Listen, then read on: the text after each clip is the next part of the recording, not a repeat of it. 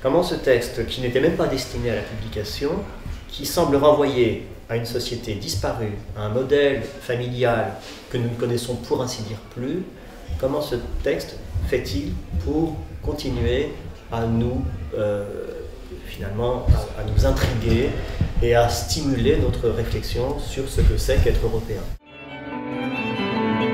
C'est à partir de Lettres au Père, Brief an den Vater, Letter to Father, sur les traces de Franz Kafka, qu'est née l'action Grundtvig, la route du Fils. Nikolai Frédéric Grundtvig, surnommé le père de l'éducation des adultes en Occident, mit au cœur de son projet l'échange vivant et l'enseignement mutuel. La route du Fils raconte comment, en plaçant l'art et la réflexion au cœur de notre travail, en nous retrouvant à Berlin, Paris, Vienne et Prague, les partenaires européens et amis que nous sommes devenus, avons vécu une expérience riche d'enseignements partagés par la variété des échanges, des prismes artistiques et de nos engagements. Rien, pas même ta méfiance à l'égard des autres, n'égale la méfiance de moi-même dans laquelle j'ai été élevé par toi. La route du Fils questionne les thèmes de la filiation, de l'éducation et au-delà, le rôle et la place de l'art dans la transmission des valeurs sociales et culturelles européennes auprès de publics de formateurs et de jeunes adultes apprenants.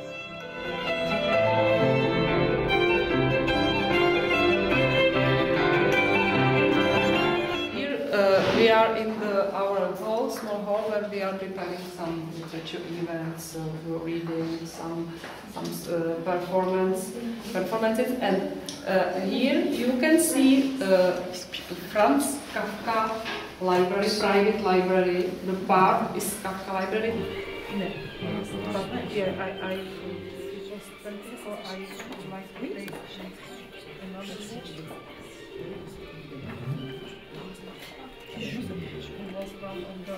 Yeah. And it was in 1999.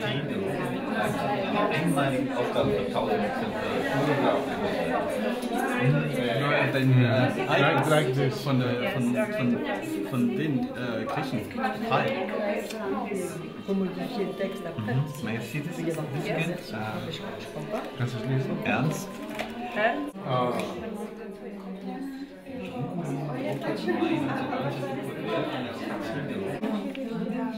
Ja, auf den Prozess 25.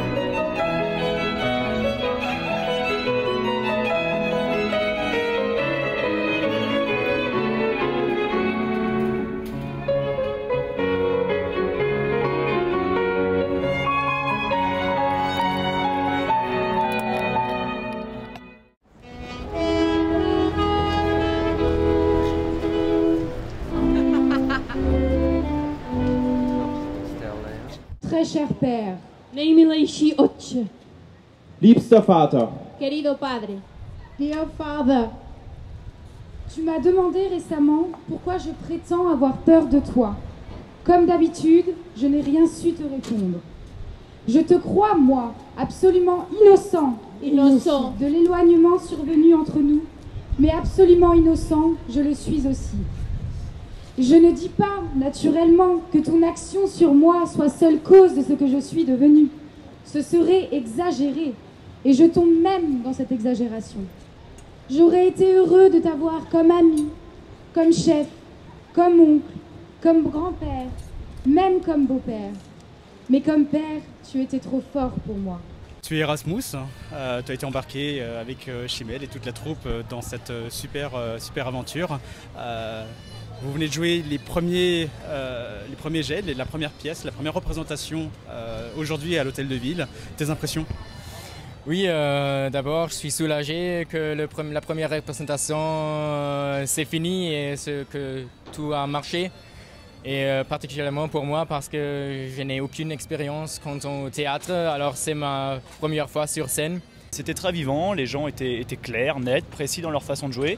Il y avait de l'émotion et en même temps une certaine vivacité. Donc non, ça m'a vraiment plu, quoi. Vous aviez lu La lettre au père il y a longtemps de cela?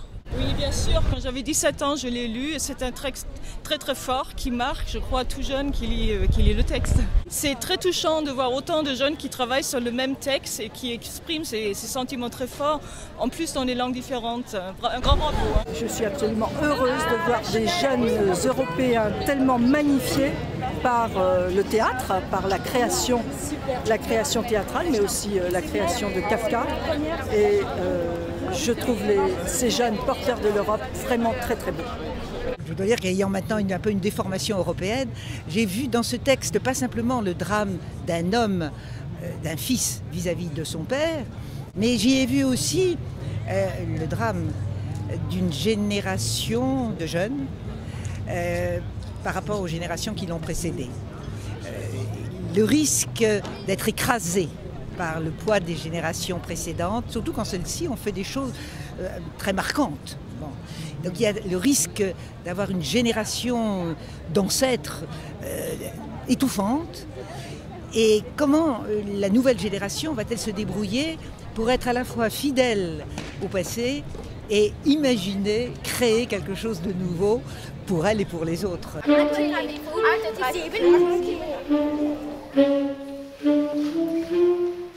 L'ouverture de l'Europe est très, très, très importante. Et nous devons nous battre pour ça. C'est Kafka qui nous donne beaucoup de leçons. Indirectement peut-être, mais il fait réfléchir. Et il fait réfléchir à l'Europe que nous aimons, mais aussi à l'Europe qui nous fait peur. Alors Philippe Zard, vous êtes universitaire, comparatiste donc, à l'université de Paris-Nanterre. Vous avez écrit La fiction de l'Occident, donc un essai qui parle notamment de Thomas Mann, Franz Kafka et Albert Cohen. Dorian Astor, vous êtes philosophe, agrégé d'allemand. Vous avez fait plusieurs publications à propos de Nietzsche et aussi de Franz Kafka. J'aimerais vous demander, en fait, je lis à propos de ce débat de ce soir, donc, qui a comme titre « L'Europe des pères, l'Europe des fils », Kafka contre l'Europe des pères, Kafka, un fils à l'assaut des frontières. Comment vous allez lier ces problématiques de l'Europe et de la filiation à la lettre au père et à Franz Kafka? Alors, ce texte de Franz Kafka, La lettre au père, qui est un texte central, complexe, important, et qui donne cette dynamique à l'ensemble de ce projet européen pour lequel nous sommes réunis ici. Ce texte est à la fois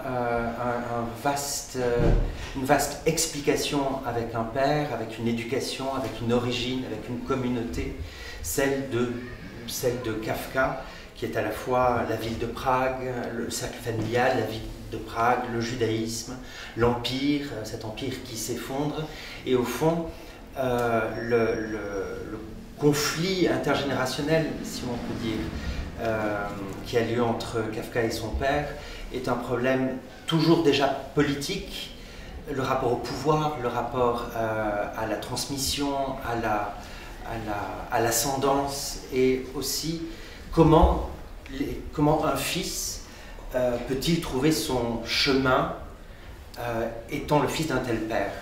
Ce qui fait qu'au fond, ce seront un peu les deux aspects de notre débat ce soir. Ce sera à la fois comment on reçoit une histoire, une tradition, une ascendance, et comment on trouve sa place, quel lieu on crée, et quel chemin peut-on trouver pour l'avenir.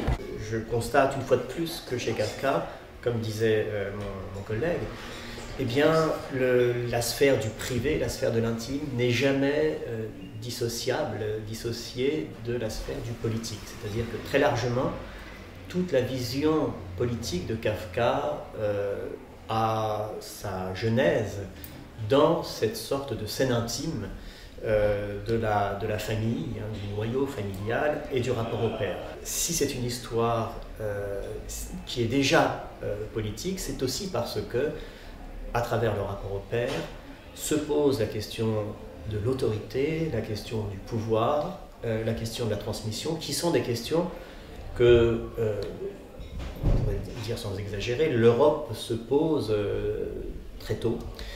Et je rappelle tout simplement que la modernité même de l'Europe est née au moment où on a commencé à s'interroger sur la légitimité de l'autorité paternelle. Au fond, j'ai envie de dire de manière peut-être un peu provocante que la lettre au père n'est pas un texte parmi les plus insupportables de Kafka. Alors, sauf bien sûr si on y investit énormément d'affect. Le moins qu'on puisse dire, c'est que ce texte-là nous paraît, je dirais, presque familier, tout simplement parce qu'il y est question d'un conflit entre père et fils, sur des bases finalement qui sont peut-être un peu exacerbées, mais qui, ma foi, font partie, je dirais, de la structure même de la famille européenne. Donc il y a quelque chose de banalement, de trop humain hein, dans ce texte. Et en ce sens, c'est peut-être une introduction assez ingénieuse à l'œuvre de Kafka, parce que Kafka n'a pas besoin d'avoir vécu non plus des drames insensés, comme on en vivra peu de temps après. Hein. Il n'a pas vécu les camps, il n'a pas vécu le nazisme. Donc, après tout, on pourrait très bien se dire, après Auschwitz, la lettre au père, ça paraît presque anodin. Donc, néanmoins, il me semble que cette approche un peu mineure de l'œuvre de Kafka est un angle d'attaque qui a gardé toute sa pertinence.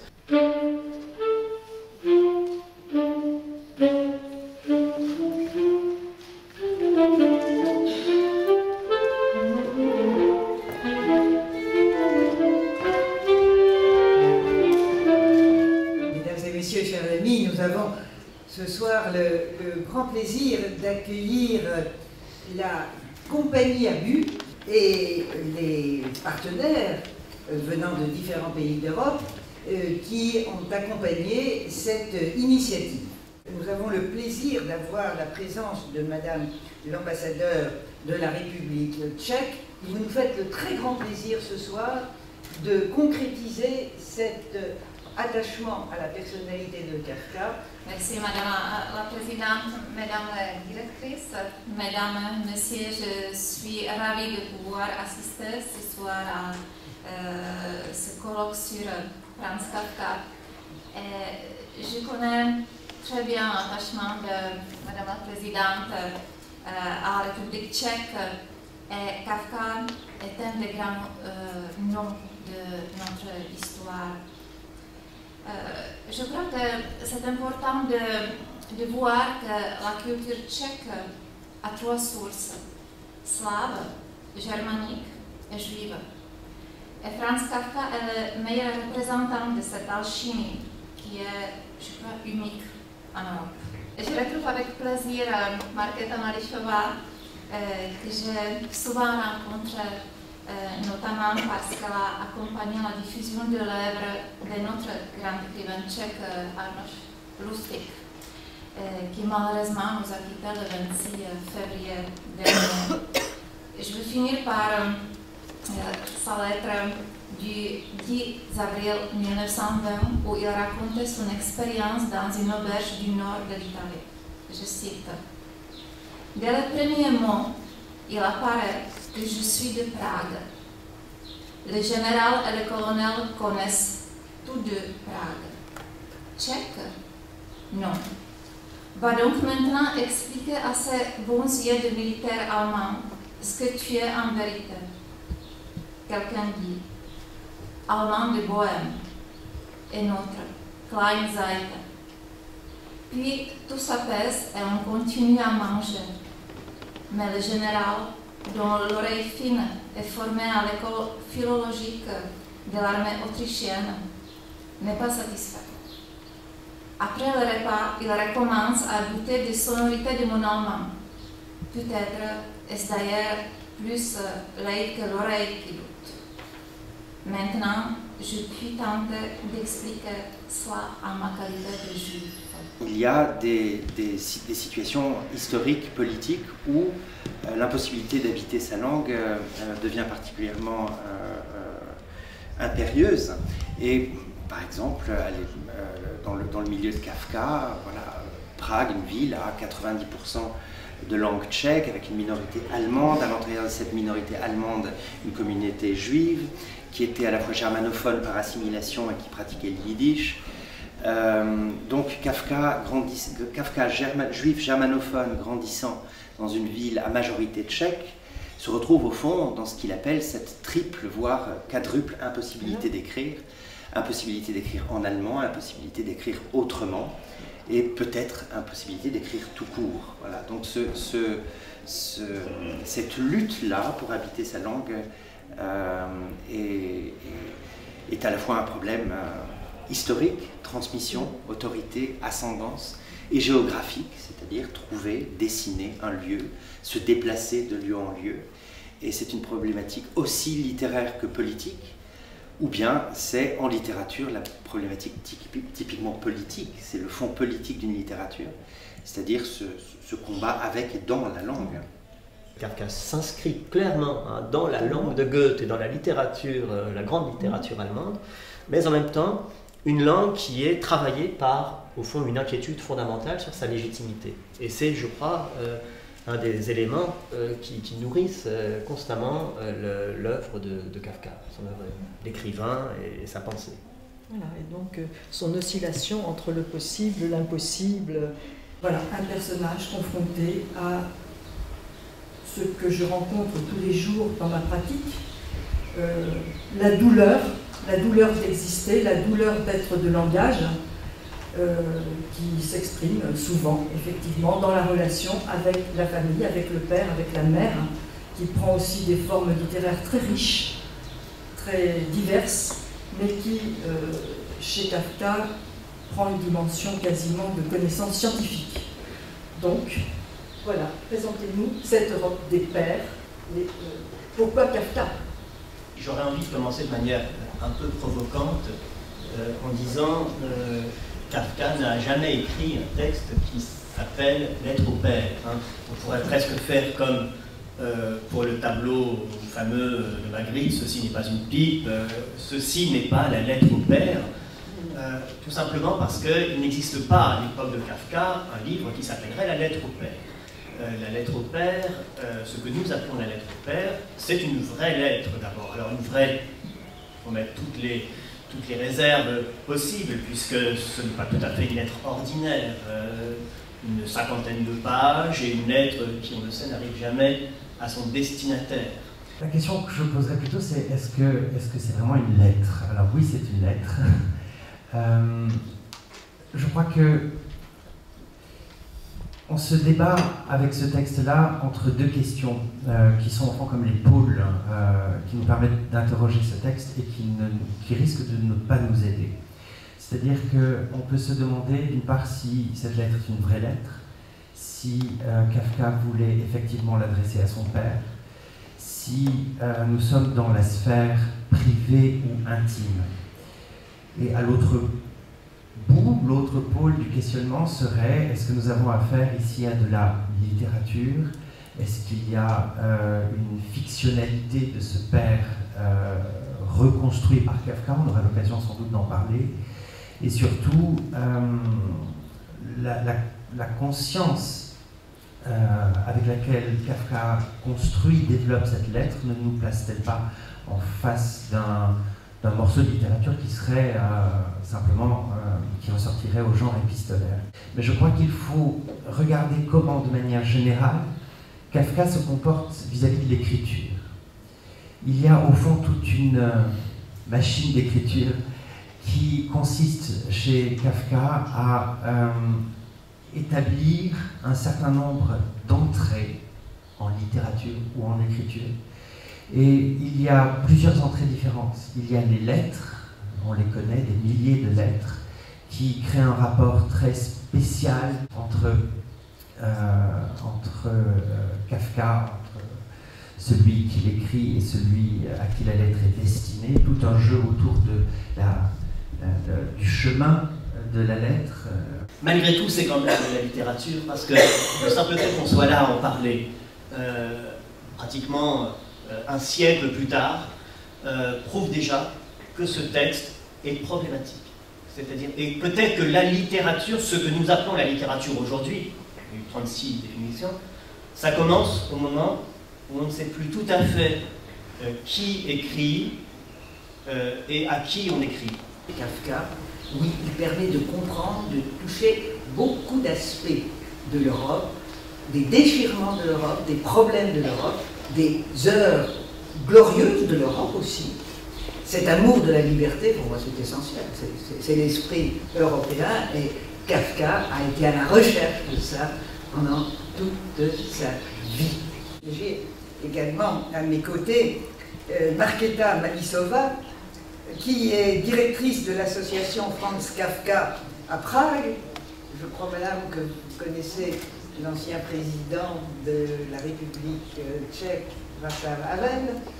Et je dirais que rien que cela est pour moi quelque chose qui me va droit au cœur, parce que Václav Havel, ce n'était peut-être pas Kafka, mais c'est un grand écrivain, et il a joué un rôle politique majeur, justement dans cette période où la Tchécoslovaquie, puis la République tchèque et la République slovaque ont cherché leur libération. Jak by to asi Kafka viděl?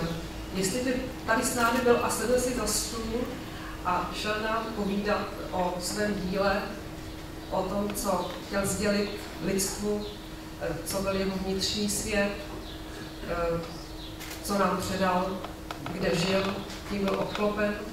A protože dneska jsme tady na tomto krásném prostoru v rámci programu Grundtvig, ačkoliv Kafku uznal celý svět, tak v Československu a později v České republice byl stále jaksi opomíjený a zapomenutým spisovatelem, protože, jak už tady bylo řečeno, Kafka byl proti byrokracii, proti totalitárním režimu.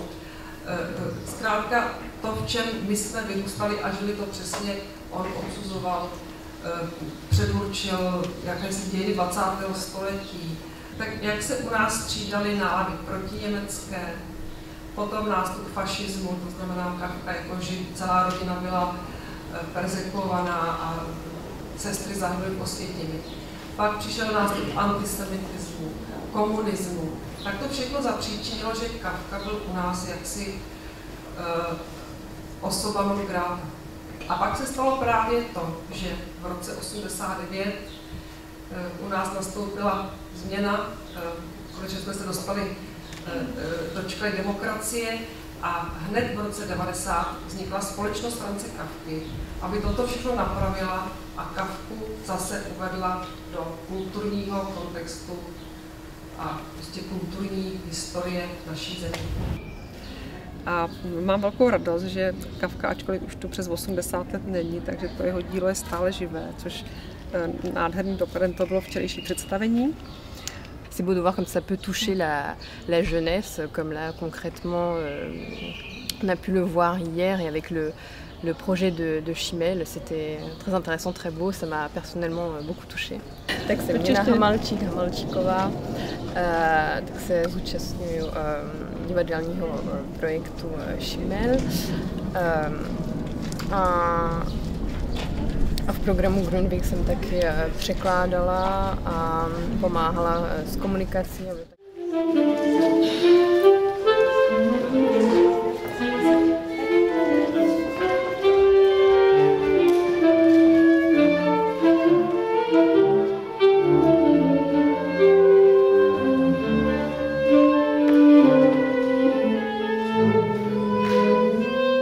Dans le cadre de la route du Fils, on a la chance d'avoir des filles qui nous viennent de tous les pays pour venir voir les événements qui se passent à Paris. Who are you and which interest links you to this project? Please. My name is Hannah. I'm from Munich, or I'm working in Munich in a dance and theater agency, and I'm interested in the general theme of intergenerational communication. I'm Sophie, I'm studying scenography and exhibition design in Karlsruhe in Germany, and my interest is in the focus, almost like Hannah's interest, how the relationships are working right now between parents and children.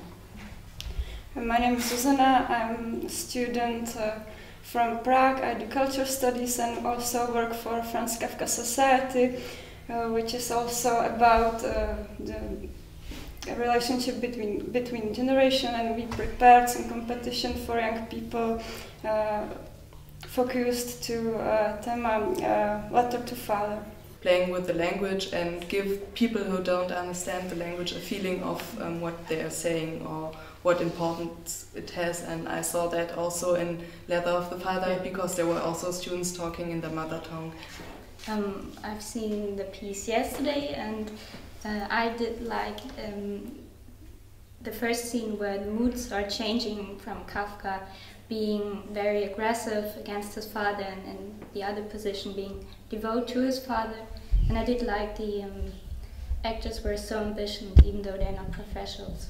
I really appreciate the idea of connection between international students.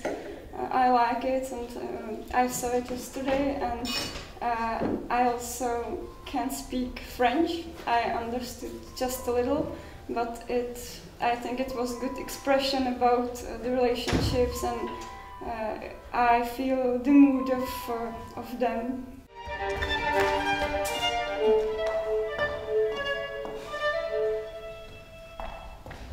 Un des secrets de cette expérience extraordinaire est le texte de Kafka, qui est très très relevant. Il a 90 ans maintenant, mais c'est toujours actuel. Des jeunes qui travaillent sur l'expérience avec ce texte, ils peuvent se mettre en relation avec ce texte littéraire, et ils trouvent des aspects de leur propre vie. Et cette mélange du texte de l'une côté et de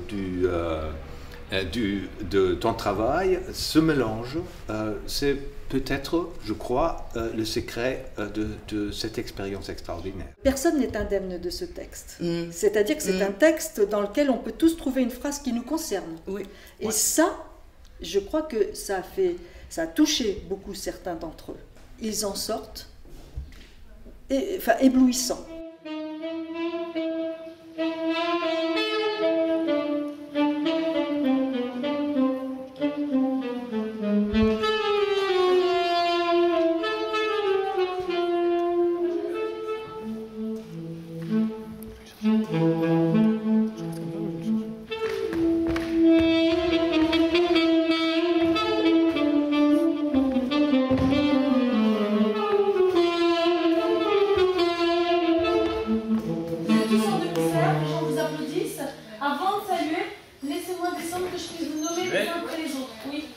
Le cas de Kafka est super intéressant et touchant, mais je pense qu'on se retrouve tous d'une certaine manière dedans, même si voilà, l'éducation a changé. Je sais pas, les drames familiaux, les déchirements entre les parents et les enfants, il y en a toujours, et on se retrouve dans cette lettre, chacun à sa manière,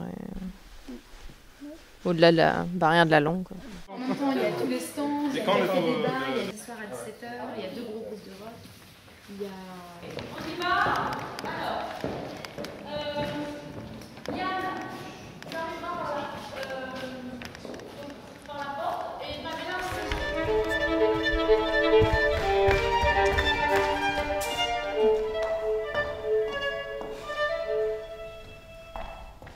Je suis très émue, heureuse de voir que la salle du Lierre est pleine, heureuse pour les jeunes du club Erasmus.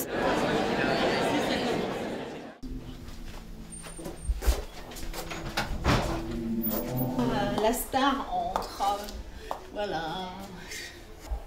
On va rentrer d'une minute à l'autre.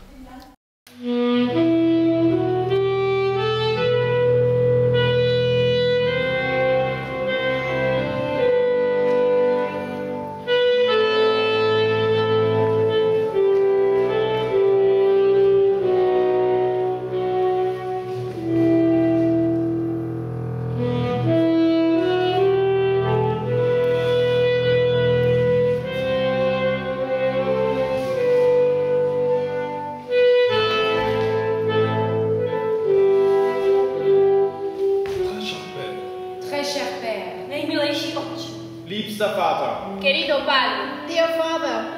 Tu m'as demandé récemment pourquoi je prétends avoir peur de toi.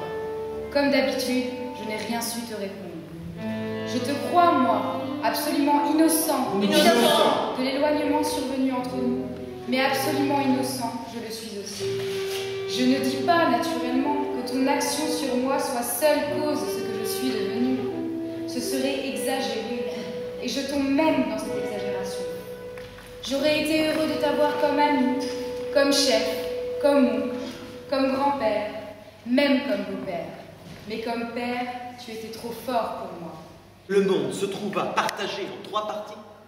L'une, celle où je vivais en esclave. Soumis à des lois qui n'avaient été inventées que pour moi. Une autre qui m'était infiniment lointaine et dans laquelle tu vivais occupé à gouverner. À gouverner. Une troisième enfin, où le reste des gens vivaient heureux. Heureux. Par bonheur, il y avait tout de même des exceptions. Certes, cela arrivait rarement, mais c'était merveilleux. C'était par exemple quand il faisait chaud l'été et que je te voyais somnoler au magasin après le déjeuner, l'air là, le coude appuyé sur le comptoir. Ou bien le dimanche, quand tu venais, erranter, nous rejoindre à la campagne. Ou bien lors d'une grave maladie de maman, quand tu te tenais à la bibliothèque, tout secoué de sanglots. Ou bien pendant ma dernière maladie, quand tu entrais doucement dans la chambre de ma sœur haute là pour me voir. À de tels moments, l'on se couchait et l'on pleurait de bonheur. Et je pleure maintenant encore en l'écrivant. At such time, one could lie down and cry for one's good fortune, as I am crying now as I write. Y lloro ahora nuevamente mientras lo escribo. Tu avais aussi une façon particulièrement belle de sourire, et qui pouvait vous rendre très heureux si elle vous était destinée. Je ne me rappelle pas, malheureusement, que tu me l'aies expressément accordé dans mon enfance.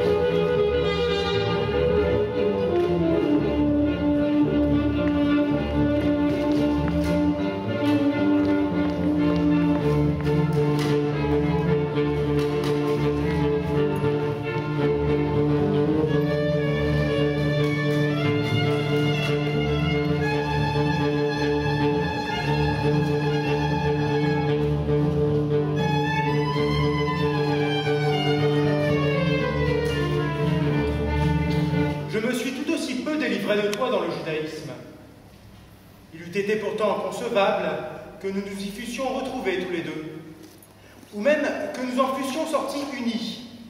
Mais que m'as-tu transmis en fait de judaïsme? Il est vrai qu'aujourd'hui, ce dégoût n'était pas d'abord dirigé contre le judaïsme, mais contre ma personne. Tu prétends qu'en expliquant mes rapports avec toi par ta seule culpabilité, je me rends la tâche facile. Moi, je crois qu'en dépit des efforts apparents, tu te décharges de toute faute et de toute responsabilité. En cela, donc, notre procédé est le même.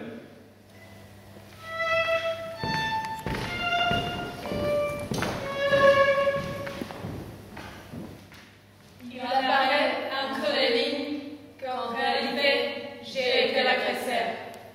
Alors que, dans tout ce que tu as fait, tu n'as jamais agi que pour ta propre défense. Parvenu à ce point, tu aurais obtenu un assez bon résultat, puisque tu as démontré 3 choses. Premièrement, que tu es innocent. Deuxièmement, que je suis coupable. Et troisièmement, que par pure générosité, tu es prêt non seulement à me pardonner, mais encore à prouver et à croire, à l'encontre de la vérité d'ailleurs, que je suis également innocent. Cela pourrait te suffire. Cela ne te suffit pas encore. C'est qu'en effet, tu t'es mis en tête de vivre entièrement, absolument, à mes dépens. Je t'accorde que nous luttons l'un contre l'autre, mais il y a 2 sortes de combats. Le combat chevaleresque où des adversaires libres mesurent leur force, où chacun reste seul, perd ou gagne par ses propres moyens. À cela, je réponds d'abord que cette longue objection, qu'on peut du reste en partie retourner contre toi, ne vient pas de toi, mais justement de moi. Car même ta méfiance envers les autres n'égale pas la méfiance envers moi dans laquelle tu m'as élevé. Que cette objection, qui en soi enrichit la description de nos rapports, soit dans une certaine mesure justifiée, je ne le nie pas. Naturellement, les choses ne peuvent s'arranger dans la réalité comme les preuves dans ma lettre. La vie est plus qu'un jeu de patience. Mais avec le correctif qu'imposerait cette objection, correctif que je ne peux ni ne veux développer ici, il me semble que je suis parvenu malgré tout à quelque chose qui sert la vérité d'assez près pour nous apaiser un peu, toi et moi, et nous rendre plus légers le vivre et le mourir. Franz.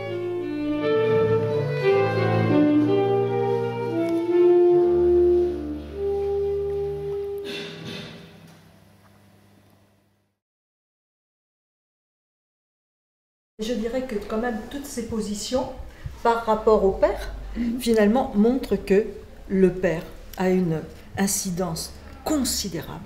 Qu'il soit absent, défaillant, non posé, ou qu'il soit contraignant, à outrance des fois, un enfant ne peut pas s'élever sans cette référence-là.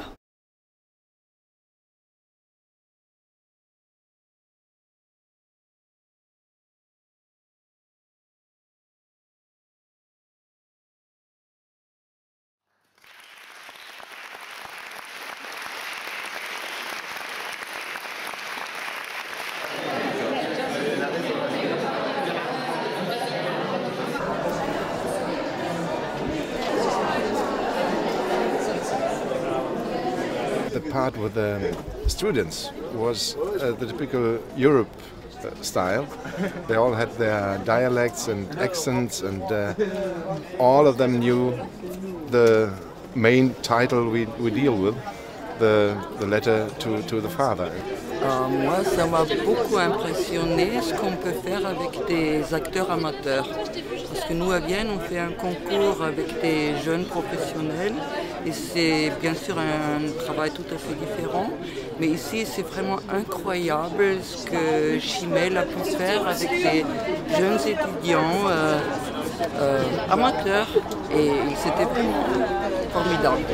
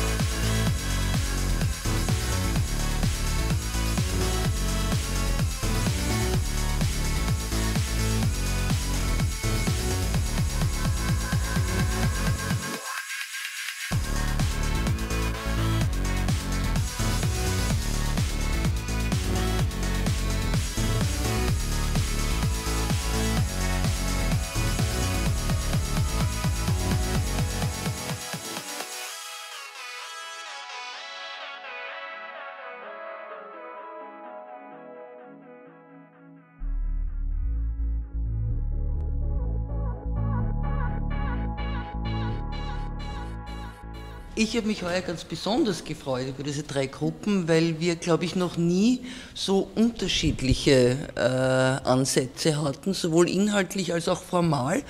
Und ich finde das immer ganz besonders interessant für uns im Theater,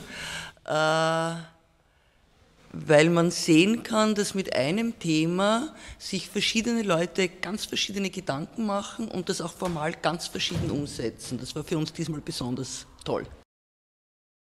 Also, wie würdest du dich beschreiben? Ich kann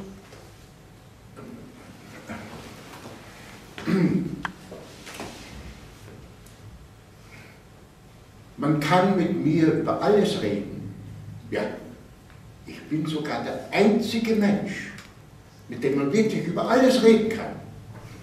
Ich habe keine Vorurteile, Ich bin offen, ich weiß Bescheid, ich bin tolerant, weil ich mit dem zufrieden bin, was ich kriege. Minderwertigkeitskomplexe habe ich ein bisschen. Mit meiner Mutter. Die hat mich schlecht auf das Leben vorbereitet. Wie würdest du deine Mutter denn beschreiben? Sie war immer 33 Jahre alt, bis wir drauf gekommen sind, dass sich das nicht mehr so ganz ausgeht. Und denkst du oft an deine Eltern? Nein. Was macht dich traurig? Liebesentzug. Und was bedeutet Liebe für dich? Das zentrale Element dieser Welt ist dieser schwammige Begriff der Liebe. Alles andere sind sinnlose Effluenzen der Eitelkeit. Bist du stolz auf deinen Sohn? Ja, uneingeschränkt.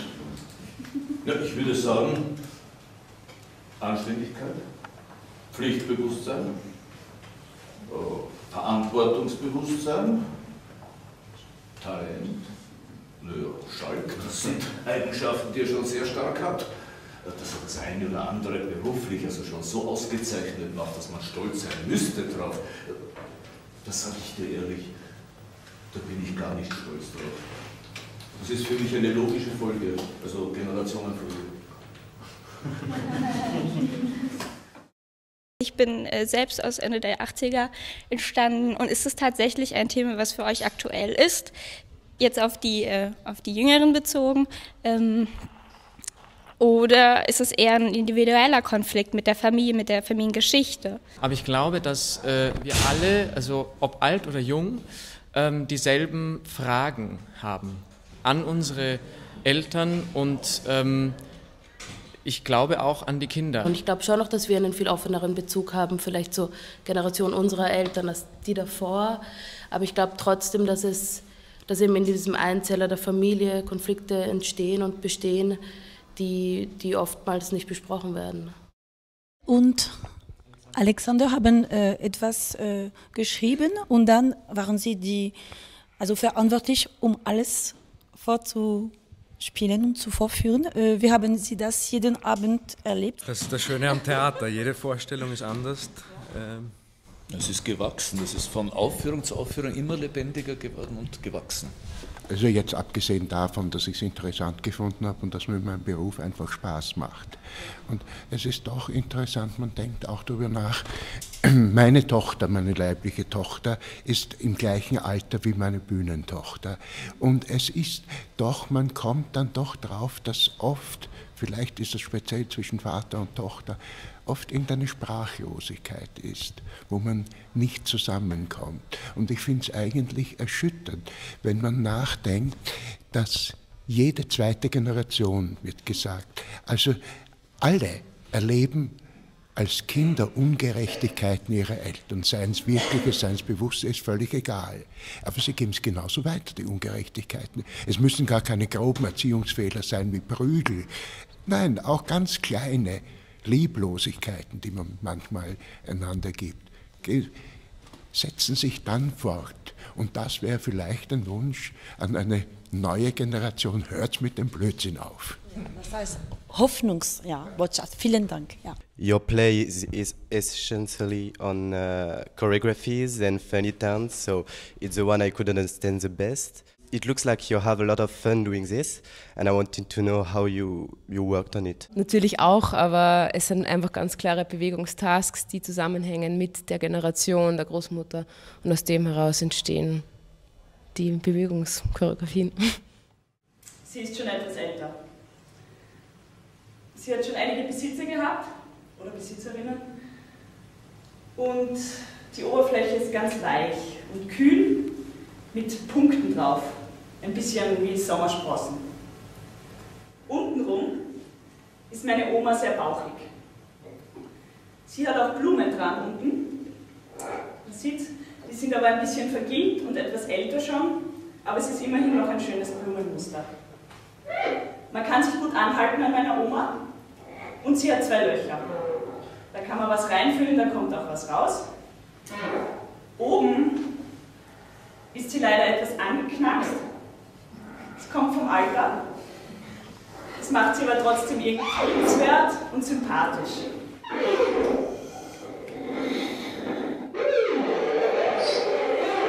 Sie riecht ein bisschen streng. Und ein bisschen, also vorne riecht sie nach alten Socken.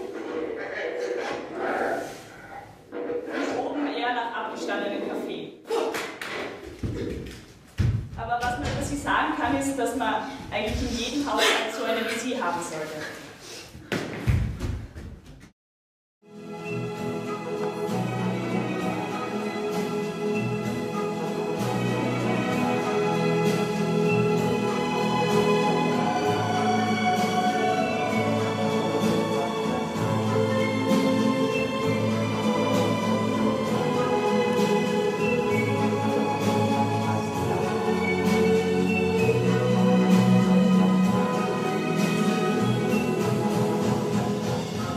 Übermut tut selten gut.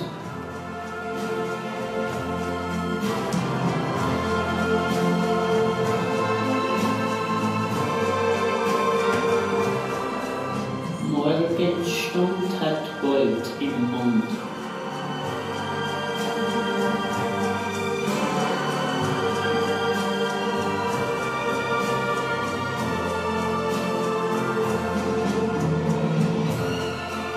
Der Apfel fällt nicht weit vom Stamm.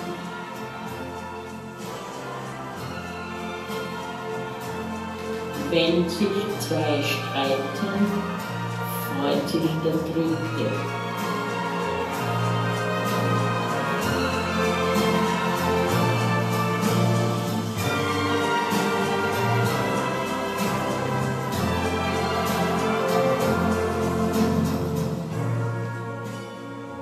Träume sind Schäume.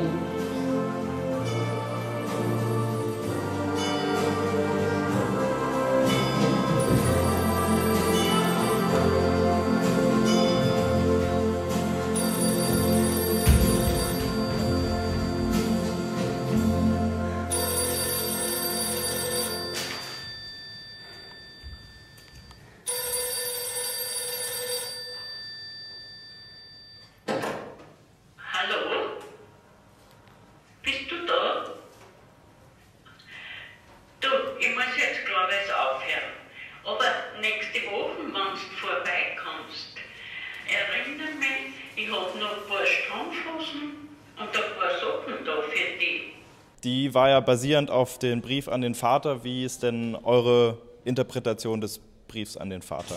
Es war aber trotzdem von Anfang an für alle relativ schnell klar, dass es für uns in dem Brief nicht um einen persönlichen Vater ging, also keinen autobiografischen Vater, und dass wir das ganze Werk, also den ganzen Text nicht als autobiografisches Werk lasen. Naja, es ist insofern autobiografisch, dass es um die Sprache einer Generation so ging, ja. Also, und dass wir da immer wieder so plakative Situationen uns ausgesucht haben, die wir beispielhaft finden.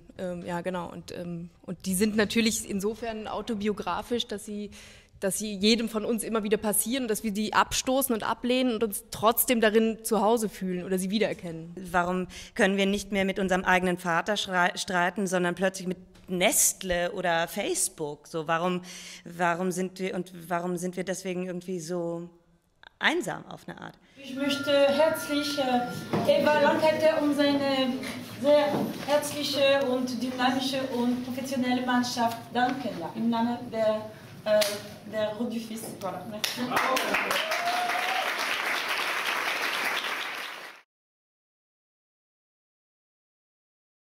Der Publikumspreis, erster Platz, geht an die Gruppe Kommentar 2 mit Tadschikistan.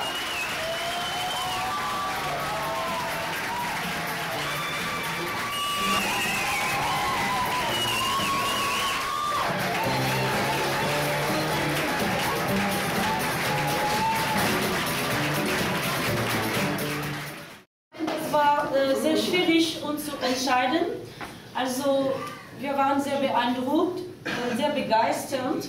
Wir haben viel geschimpft, die ganze Nacht geredet und also der Preis des Jurys geht an die Gruppe Büro für...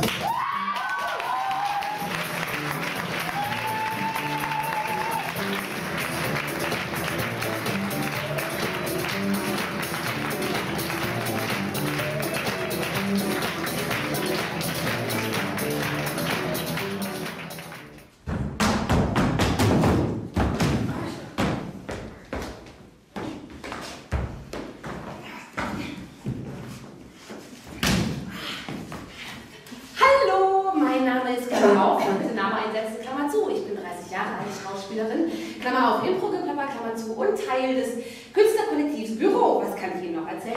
Wieso der Name Büro? Was glauben Sie? Werden wir in einen Dialog mit ihm treten? Ja. Werden wir die Nabelschnur zur Wirklichkeit legen? Ja. Werden wir eine neue Autorität schaffen? Ja. Ja. Werden wir einen neuen Aufstand entfachen? Ja. Leider kann die Außervertreterin 1 überhaupt niemand verstehen. Aber zum Glück ist Vertreterin 1 ja da, um simultan zu übersetzen.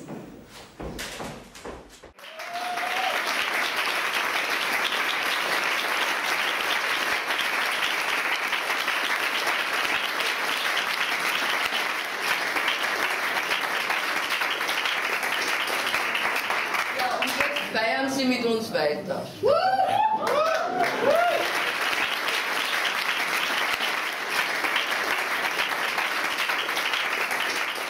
Also Alexander kam zu mir und wollte ein Interview mit mir machen und ich fand das eigentlich eine nette Idee, weil man im Rahmen eines solches Interviews vielleicht Themen berührt, über die man sonst nicht spricht.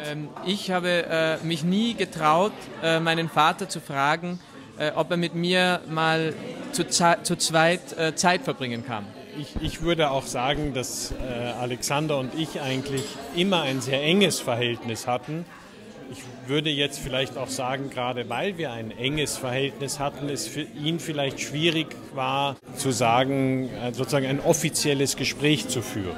Ich würde sagen, es hat sich schon verändert. Es ist einerseits enger geworden, andererseits bin ich jetzt weniger vorsichtig mit meinem Vater, weil ich weiß, dass er das schon aushält. Sind Sie stolz auf Ihren Sohn? Sehr. Das war ich immer. J'ai toujours été fière de mon père. Je lui ai demandé...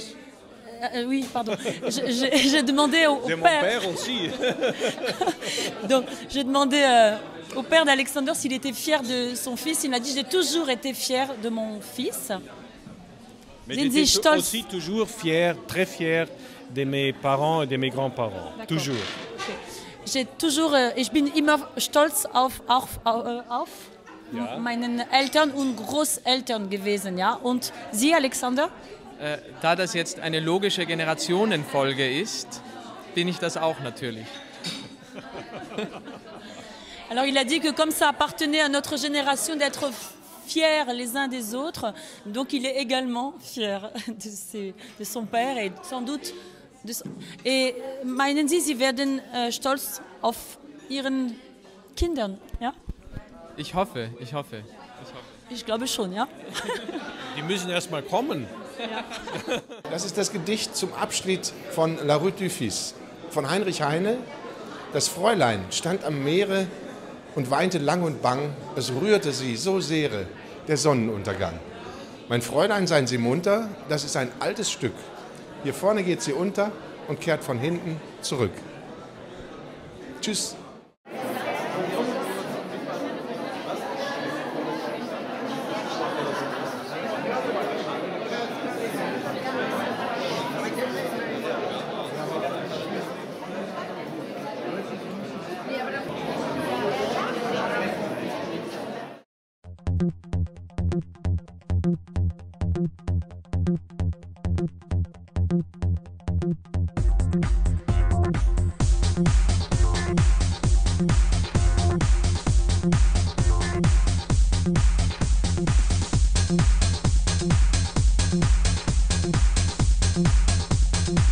Bring your mind and I will be kind to you.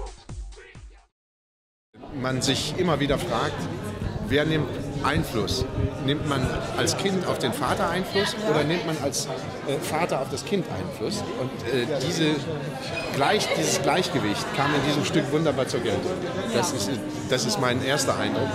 Und es war eine sehr rührende Inszenierung, weil man merkte, es war nicht ein Stück des Vaters, sondern es war ein Stück des Vaters und des Sohnes. Und das ist in der Realität, im Verhältnis Vater und Sohn, kaum möglich, weil man immer ein Ungleichgewicht hat. Man ist immer der Jüngere oder der Ältere. Es gibt wenig, über das man sich verständigen kann. Man merkt offenbar, dass Kunst ein Element ist, über das man sich verständigen könnte, wenn man denn Zugänge zu ihr hätte. Aber das hat man natürlich als kleiner Junge in der Regel nicht. Ja. Dann müsste man dann vielleicht sogar sagen, dass das Vater-Sohn-Verhältnis, was sich in diesem Brief zeigt, dass das konstruiert ist, dass das künstlich ist, dass das eine Kunstfigur ist, oder ist das biografisch alles real? Man weiß ziemlich wenig über Kafkas Kindheit. Kafka, wenn man psychologisch spricht, also wahnsinnig übertrieben hat. Er hat alles vergrößert, alles verschlimmert. Und ich denke, das ist eine literarische Taktik. Das Hauptgefühl, das er in diesem Brief entwickelt, ist das Gefühl der Nichtigkeit. Er hatte es wahrscheinlich vor, diesen Brief an den Vater entweder zu veröffentlichen oder literarisch zu verbessern. Also auch in diesem Text ist das künstlerische Bewusstsein sehr stark. Er wollte ein Schriftsteller sein, er konnte kein guter Sohn sein. Er hat beschlossen, Schriftsteller zu sein. Er wollte kein guter Sohn sein. Er wusste, wie man ein guter Sohn sein kann. Und er sagt im Brief an den Vater, er sagt, ich habe keinen Familiensinn. Ich verstehe nicht, was du von mir willst. Ich sehe schon, was für ein Bild von einem guten Sohn hast, aber das will ich nicht. So for me is the letter a very deep autobiographic vulcan going out of Franz Kafka. I think it's based on autobiographic level. Because if you know more about Kafka, it was his, the biggest problem was that his passion was writing, but he wanted to be a good son. In one side he admired father, and in other side he hated him, because he couldn't be such a good like his father, because he cannot care for family, he cannot read the store, he cannot do the normal usual things which was wanted in this time when he was living. That it's artistic, that it's literature, it's true, because everything what Kafka wrote was literature. Und man sieht, dass die väterliche Figur ein Beispiel von den Machtverhältnissen überhaupt. Wie verbreitet sich die Macht auf die Menschen? Wie übt man Macht auf jemanden? Und das sagt er auch im Brief an seinen Vater. Du bist der engste, der nächste Kreis von Macht.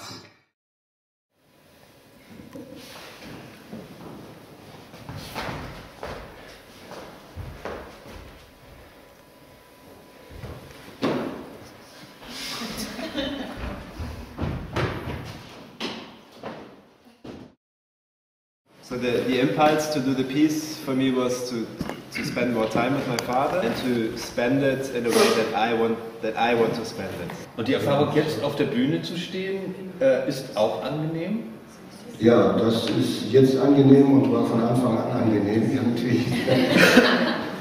Also das Thema Künstler werden, Tänzer werden, Arbeit mit dem Vater.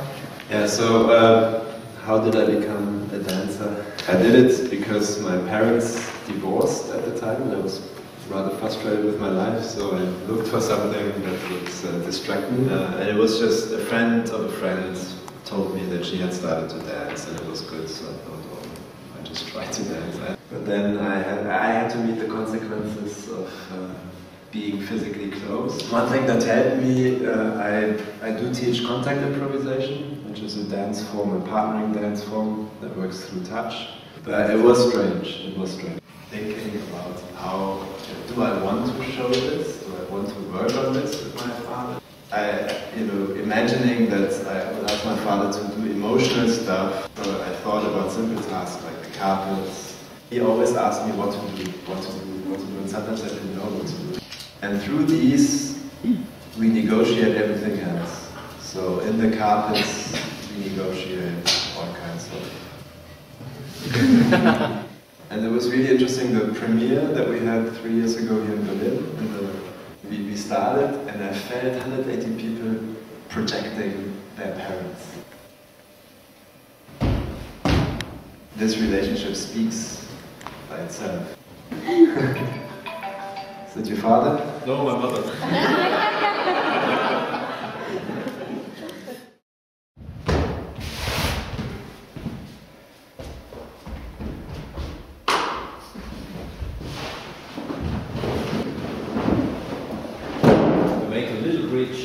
To the Kafka situation.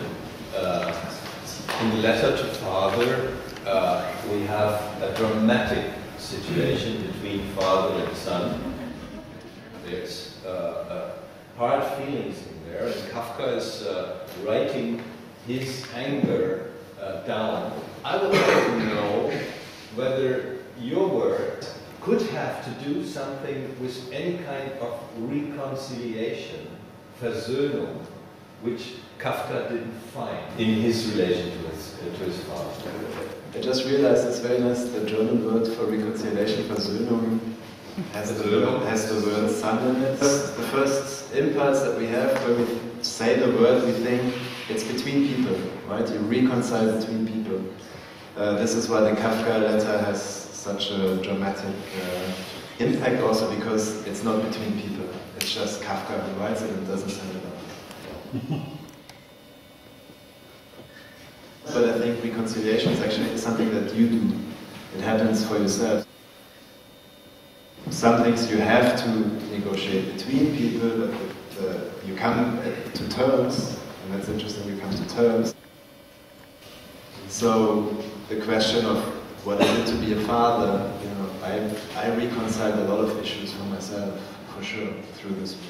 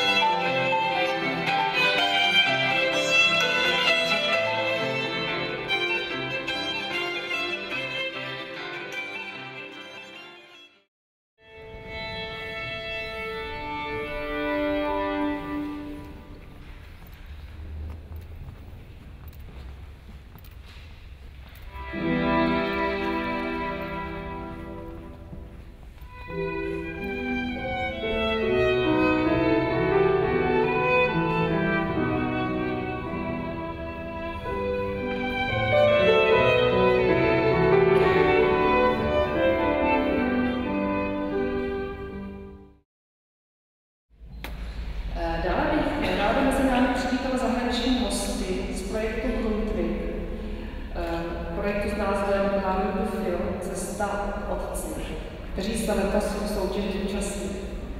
Tak za Francii vítám paní Lorenz Cohen.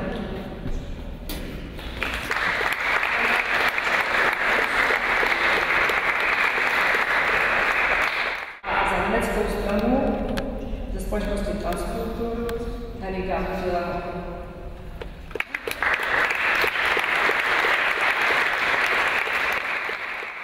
Vážené dámy, vážení pánové, milé studentky, vážení studenti, vážení hosté. Je mi velkou ctí přivítat vás zde v tomto historickém sále Valdštejnského paláce. Jménem Výboru pro vzdělávání, vědu, kulturu, lidská práva a petice. Poblahopřát, no a nám všem ostatním bych si přál více aktivit nejenom na literárním, ale i občanském poli. Hezký den.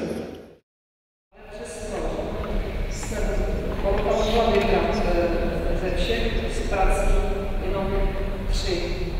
Všichni jsou dobří, ale 3 jsou nejlepší a jeden je úplně nejlepší. The topic was My Letter to Father. Is Mr. Wojciech Čejka here?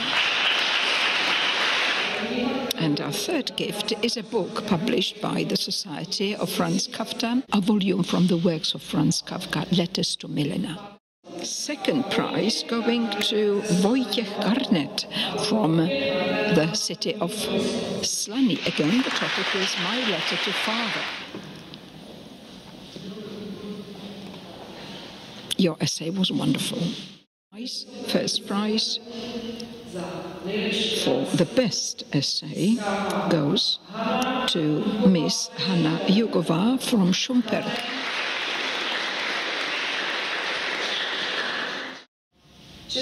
And honorary mention of the jury of the Max Brod Prize goes to Irmgard Fuchs from Austria for his study or essay, The Recipient Place Empty. The jury decided to award yet one more honorable mention to a French student, Herman Gueret, who wrote an essay, Kafka and His Father.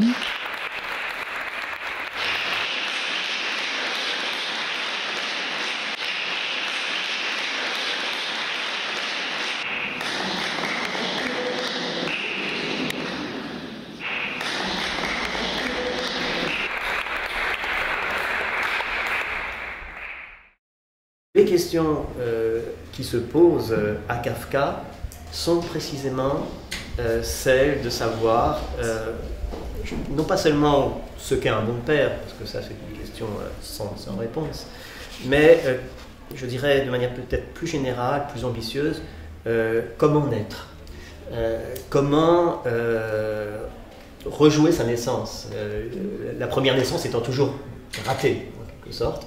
Et il y a une phrase de Kafka qui je crois pourrait être presque inscrite au fronton du temple de la kafkologie, c'est toute vie est hésitation devant la naissance. Et il me semble que la lettre au père, c'est un palier, un premier degré dans cet acte de naissance de Kafka.